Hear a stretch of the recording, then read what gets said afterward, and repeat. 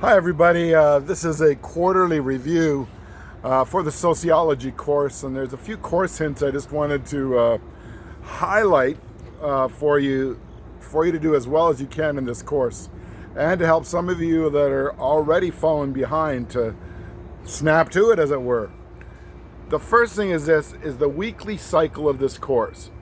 It goes from Monday morning through Sunday evening. I've said this several times before.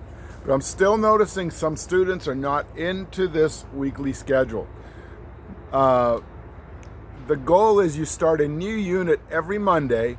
You do your reading, your quizzes, the PowerPoints, and then you post an assignment online in the discussion board. I'm expecting the equivalent of 3 hours of work for this. Now, some of you are just putting a few sentences or a short paragraph, and it's obvious as day to me that you're not putting the time into it. And you're not going to get away with it over the long term. So make sure you make nice, robust postings that reflect reading from the textbook, your thinking, the observation of videos that are posted or links that I've put in there, and include them in your main posting in order to reflect a good amount of work. So make sure you do that. Secondly, I've been a little bit flexible on late in the first little bit for you to get into the cycle. From here on in, as we go into the second, third, and fourth quarter of this course, I will be putting a more harsh deadline that you've posted those by midnight, already 11:59 p.m.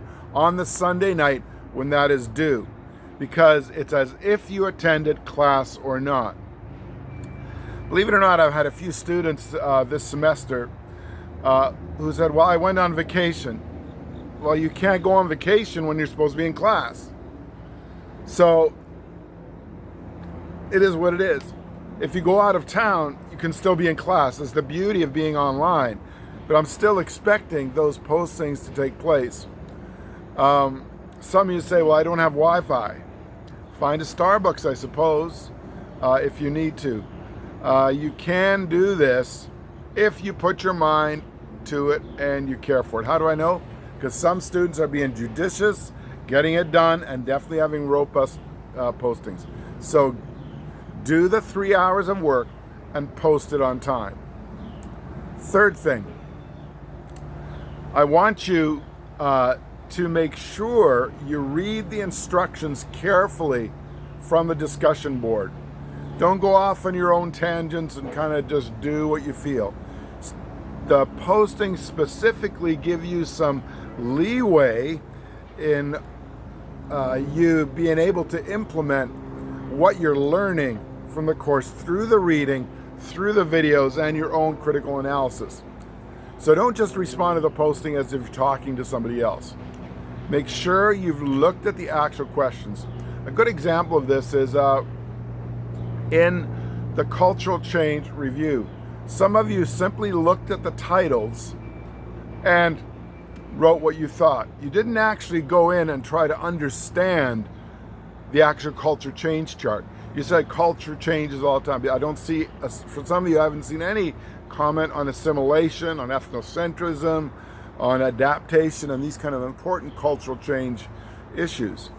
Or you went into these different theories, and for example, Merton's strain theory, very important cultural change theory of conflict. Some of you said, yeah, there's always strain in change. Well, that's not what Merton says. If you actually had watched the video, the tutorial video and read the PowerPoint, you would see it has quadrants and everything.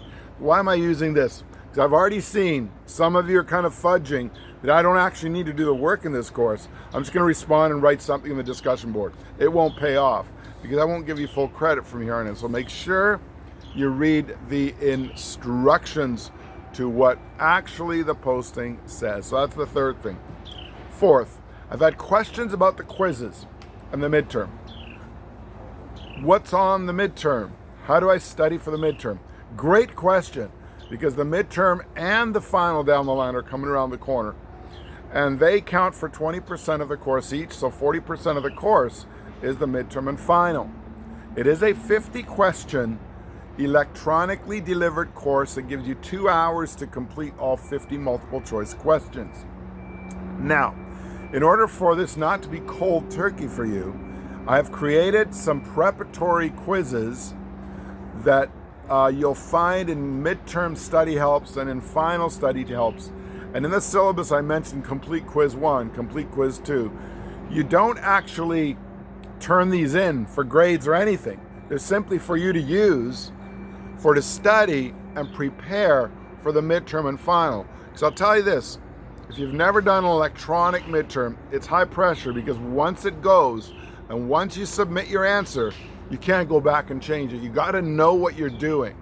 And definitely in this course is a separator between the top of the class and the bottom of the class and everybody in between. So take advantage of these quizzes. Don't just procrastinate and say, I'll get to that just on the week of the midterm or 2 hours before the midterm. It's going to be hard for you. All right? So that's how you prep for the midterm, and I would get going on that already. All right?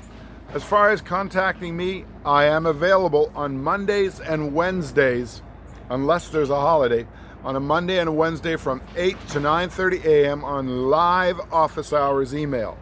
What that means is I will be live on my email, and the moment you send it in, I will see it.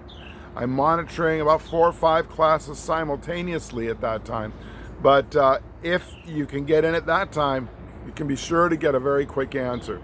At other times, I'm available really within 24 hours or closer, maybe 48 hours in some cases, of answering your emails. That is my contact point. I don't do it by text, I don't do phone, I don't do video chats or any of that. All right? Hopefully that helps. Hope you're taking care of yourself, enjoying time at home because you don't have to commute into a campus. But most of all, get your work done and stay healthy. Have a great day, everybody.